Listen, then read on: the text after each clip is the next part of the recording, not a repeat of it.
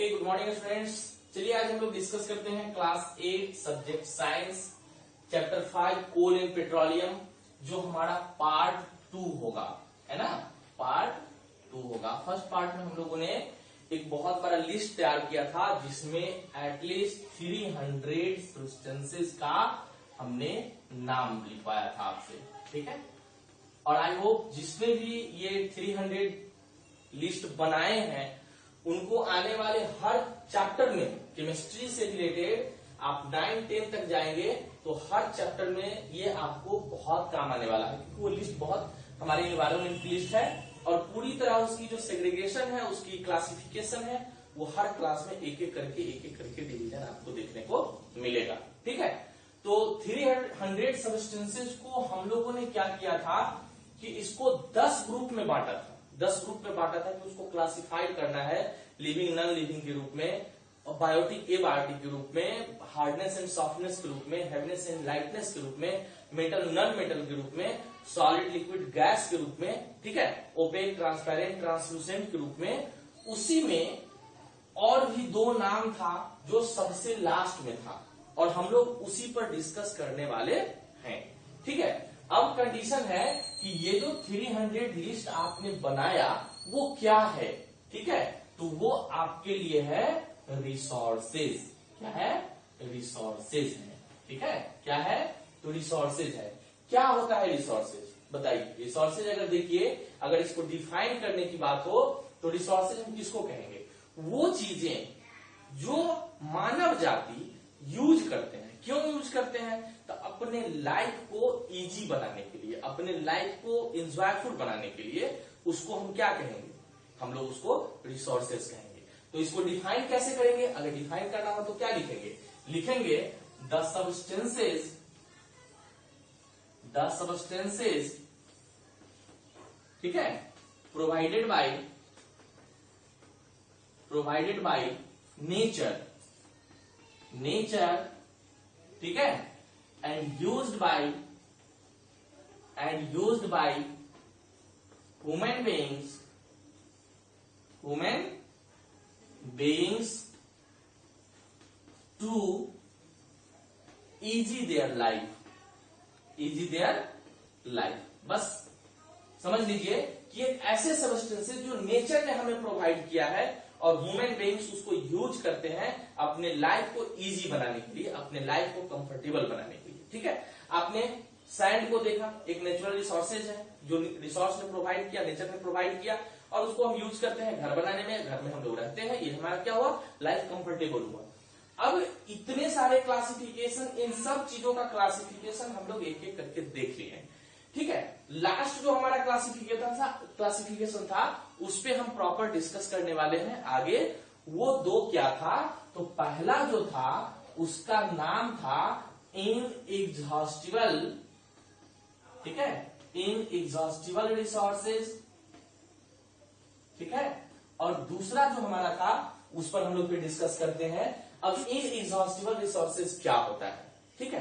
देखिए, जैसे वाटर हो गया, प्लांट हो गया, एयर हो गया, सनलाइट हो गया, आप इसको खत्म नहीं कर पाओगे कितना भी यूज करो। हाँ, वाटर आप यूज करते करते आप नदी नाले में भेज दो, ड्रिंकेबल ना रहे वो मंजूर है, लेकिन वाटर खत्म नहीं होंगे, बारिश होंगे और वो रिन्यूअल होता रहेगा। ग्राउंड वाटर हो, पॉन्ड हो, जो भी वाटर है वो रिन्यूअल होता रहेगा। प्लांट की भी वही हाल, आप एक प्लांट काटो फिर प्लांट लगा दो, फिर आपको डेवलप हो जाएगा, तो ये रिन्यूएबल हो रहा है ना। आप सनलाइट को ले लो, ये कभी खत्म होने वाले सोर्सेस नहीं है। तो जो चीजें हमारे यूज से नहीं खत्म होगा, फिनिश नहीं होगा, उसको हम लोग कहेंगे इनएग्जॉस्टिबल रिसोर्सेज। क्या कहेंगे? Inexhaustible resources. तो इसका डेफिनेशन क्या लिखेंगे? देखिए, दोज नेचुरल रिसोर्सेज, इसका डेफिनेशन अगर लिखना होगा तो लिखेंगे those natural resources, clear, those natural resources which are present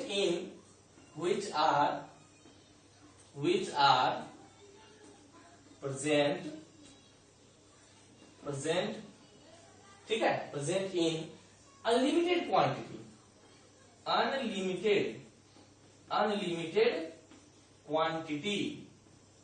unlimited quantity में मौजूद है। लिमिटेड और अनलिमिटेड देख रहे हैं ना, फोन इन कॉल की बात अगर करते हैं तो अनलिमिटेड कॉल मतलब आप जितना भी कर सको, तो ये अनलिमिटेड क्वांटिटी में हमारे नेचर में मौजूद है। कहा?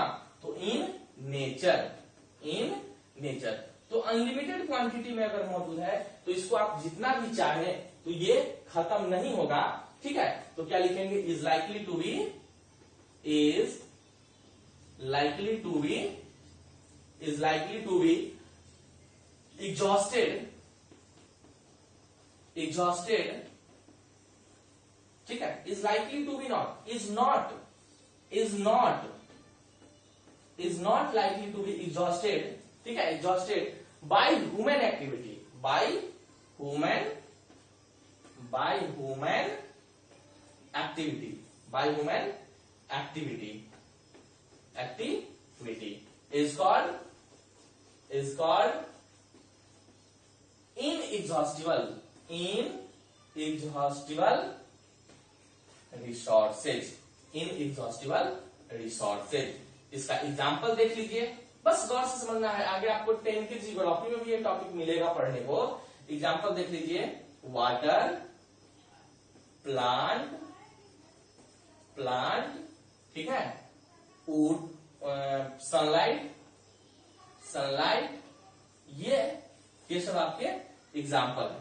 ठीक है, एयर, etc, ये सब खत्म होने वाला नहीं है। लेकिन इतना आप समझ गए, इसको आप नोट कर लीजिए। अब हम लोग देखते हैं ऐसे चीजें जो एग्जॉस्टिबल है, मतलब वो हमारे एक्टिविटी से खत्म हो सकता है, उसको हम क्या कहेंगे? उसको बस हम कुछ नहीं कहेंगे, यहां से इन हटा देंगे। क्या करेंगे? और ये नंबर आपके 2 हो गए, और इसको मैं मिटा दे रहा हूं, इसको आप नोट कर लीजिए, और आप 1 नंबर आपका हो गया, आप 2 नंबर के लिए रेडी हो जाइए। ठीक है, लेकिन इसको हम उसी में संशोधन करके लिख सकते हैं, बट नहीं लिखेंगे, आपके सामने हम लिखेंगे ताकि आपको लिखने आ जाए। तो लिखिए, those natural resources, those natural resources, those natural resources, those natural resources which are present in, which are present in, ठीक है, limited quantity, limited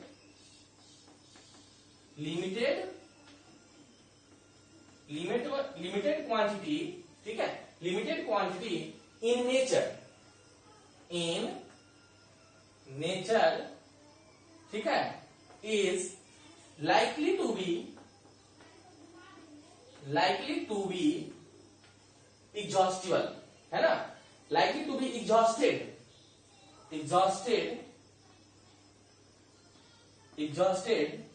by human activity, by human activity, activity is called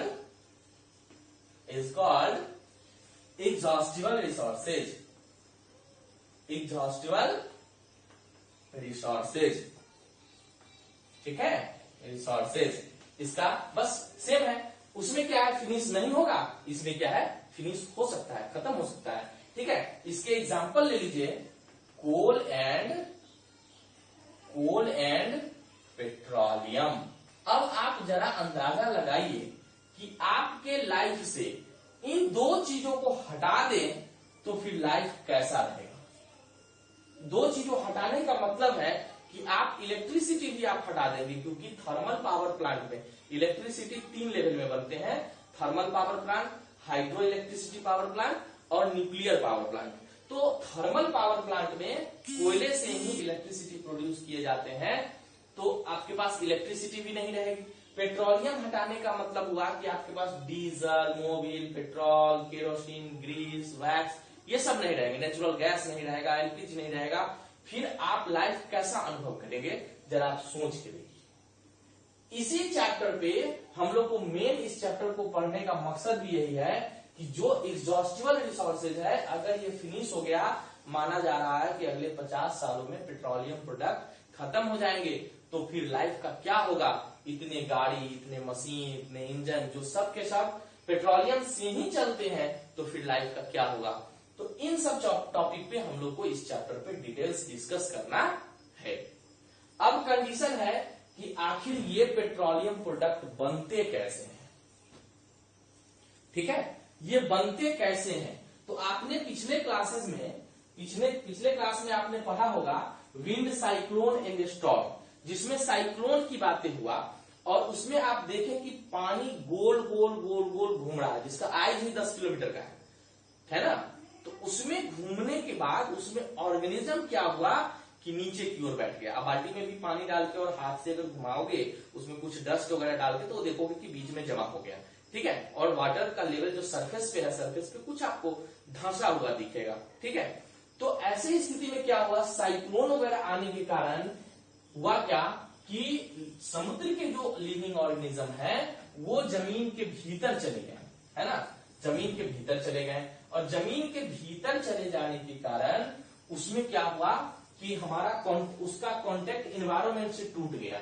और वो तो decompose तभी ना होते जब micro organism उस पर एक्ट करता। माइक्रो ऑर्गेनिज्म चैप्टर में आपने पढ़ा है, तो वो डिकम्पोज हो जाता। लेकिन वो जमीन के इतने डीप चले गए कि एयर से उसको कांटेक्ट वो डिस्कनेक्ट हो गया, माइक्रो ऑर्गेनिज्म वहां गया नहीं, साथ में प्रेशर भी बढ़ गया और इंटरनल टेम्परेचर भी बढ़ गया। अब ऐसी स्थिति में और मिलियन ईयर तक वो दबा रहा, दैट मीन्स वो कन्वर्ट हो गया पेट्रोलियम में, ठीक है, पेट्रोलियम में कन्वर्ट हो गया।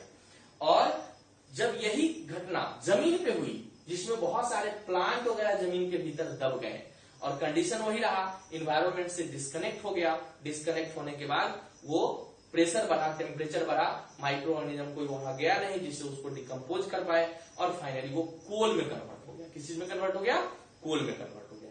तो अब इस सब को, तो कोल एंड पेट्रोलियम की अगर बात करें, कोल एंड पेट्रोलियम की अगर बात करें, ठीक है, तो हमारा नॉन रिन्यूएबल रिसोर्सेज है। क्या है, नॉन रिन्यूएबल रिसोर्सेज है ना, नॉन रिन्यूएबल रिसोर्सेज है, या हम इसको एग्जॉस्टिबल रिसोर्सेज कह सकते हैं।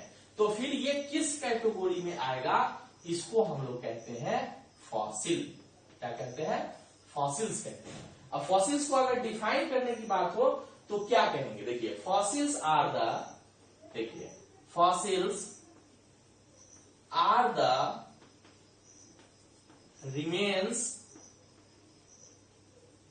फॉसिल्स आर द रिमेन्स, ठीक है, of the prehistoric, of the prehistoric, बहुत दिन पहले की बात है, प्री हिस्टोरिक प्लांट और एनिमल, प्लांट और एनिमल, ठीक है, प्लांट और एनिमल। तो प्लांट और एनिमल तो कहां, प्री हिस्टोरिक तक का प्लांट और एनिमल होगा कहां, तो ये होगा कहां, तो बरीड, बरीड मतलब जमीन के नीचे दफन हो गया, है ना, buried under the earth, under the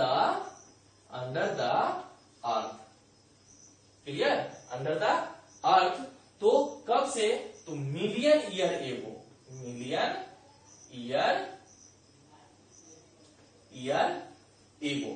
तो यही जो, अब देखिए फॉसिल्स आर द रिमेन्स, मतलब रिमेन्स मतलब रह जाना, of the prehistoric plant, prehistoric age का जो प्लांट है वो रह गया, कहां रह गया, तो buried under the earth, million year ago, इतनों दिनों से जमीन के अंदर रहा, तब जाके हमारे फॉसिल्स बने, ठीक है, फॉसिल्स बने। और फॉसिल्स एक्चुअली में होगा क्या, तो फ्यूल्स होगा, क्या होगा, फ्यूल होगा। तो फ्यूल्स होंगे, तो फ्यूल्स होता क्या है एक्चुअली में, जैसे हमने सिलेंडर, गैस सिलेंडर में क्या होता है, फ्यूल्स होता है, ठीक है। तो फ्यूल्स जब होंगे तो इसको, जब फ्यूल्स होगा तो ये करता क्या है फ्यूल में, फ्यूल्स हमको after the burning it provide lots of energy, है ना, to complete our daily life activity, and the fuels is used by human to complete their daily life activity, this is called fuels, but it provide lots of energy as a heat and light, ठीक है, heat and light के रूप में बहुत सारे energy provide करेगा। तो ये हमारे लिए क्या होगा, ये फ्यूल्स कहलाएगा, और यही फ्यूल्स यहाँ पे आते हैं। तो इसमें दो कैटेगरी होगा, जिसमें फॉसिल, तो आपने फॉसिल समझा, coal and petroleum non renewable resources ये समझा। आपसे क्वेश्चन पूछा जा सकता है कि हाउ फॉसिल इज फॉर्म, तो आपने जो भी कहानी सुना साइक्लोन और जमीन के अंदर दफन हो जाने की कहानी सुनी, इसी तरह से फॉसिल्स बनते हैं। तो ये बात आप ध्यान रखेंगे, लिख करके नहीं, ये स्टोरी के रूप में समझने की बातें हैं। तो आज के वीडियो में प्रॉपर इतना ही, ठीक है। फिर हम लोग नेक्स्ट वीडियो में डिस्कस करेंगे इससे आगे का पॉइंट। Okay, good bye.